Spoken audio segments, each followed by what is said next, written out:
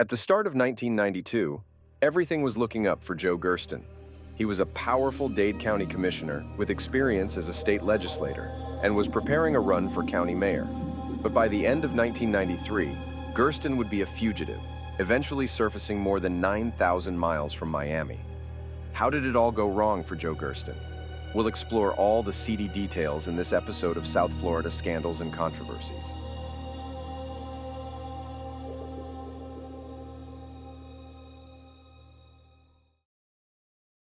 On the evening of April 29, 1992, Metro Dade County Commissioner Joe Gersten called the Coral Gables city manager Jack Eads to tell him his ice blue Mercedes was stolen from his Coral Gables home.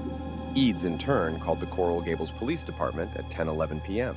When they arrived at the home, Gersten told police the vehicle had been stolen from his driveway, having left the keys in the ignition. But serious questions began to arise the next day when the stolen vehicle was located. According to the Miami New Times, an alternative weekly newspaper, police spotted small-time drug dealer Kenneth Ellswick driving the car in Miami and arrested him. Ellswick, in turn, led investigators to Claudia Lira, a prostitute who helped him rob Gersten at knife point, while the commissioner allegedly was having sex and smoking crack with hooker Tracy Sheehan in a ramshackle drug den on Northeast 31st Street, just east of Biscayne Boulevard. Another eyewitness, Robert Maldonado, corroborated their story, saying the Mercedes had been taken from the crack house, not Gersten's home. The scandal quickly erupted and dominated local news for weeks. Gersten fueled the headlines with allegations he was being set up by political foes. Assistant State Attorney Richard Gregory began investigating the matter.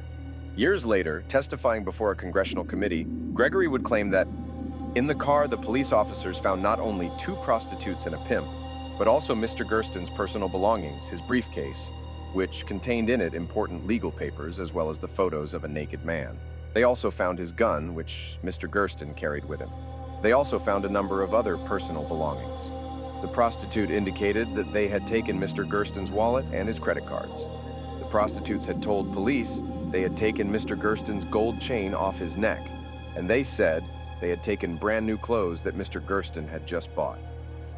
A taxi driver named Robert Cabanas corroborated the story that Ellswick and the prostitutes were telling when he claimed he picked up a man on Biscayne Boulevard and Northeast 29th Street on the night in question and took him to a home on Hardy Road in Coral Gables. The cabbie said he remembered it clearly because there was some confusion about the address because he thought the man had said Harding Avenue, which is in Miami Beach. Feeling the heat, Gersten went on an extended vacation to Europe, coming back weeks later. Still, prosecutors were intent on getting to the bottom of the matter. It certainly appeared that Gersten had filed a false police report to cover the truth that he had been engaging in unsavory behavior across town when his car was stolen. A judge ordered Gersten to answer the prosecutor's questions. Faced with either a potential perjury charge or a charge of filing a false police report, Gersten refused to talk, and Judge Amy Dean threw him in jail for contempt of court. Gersten spent 26 days between the county jail and 2 South Florida hospitals, claiming he was ill. Finally, an appeals court judge ruled that Gersten should have been let out on bond while he appealed and let him go. In August of 1993, Gersten disappeared. He flew to Hawaii and from there to Australia. He was admitted to the Australian bar and fought efforts to be extradited by claiming he was being politically persecuted. In 2002, an Australian immigration minister granted Gersten refugee status. He has never returned to the United States, missing the funerals of both of his parents.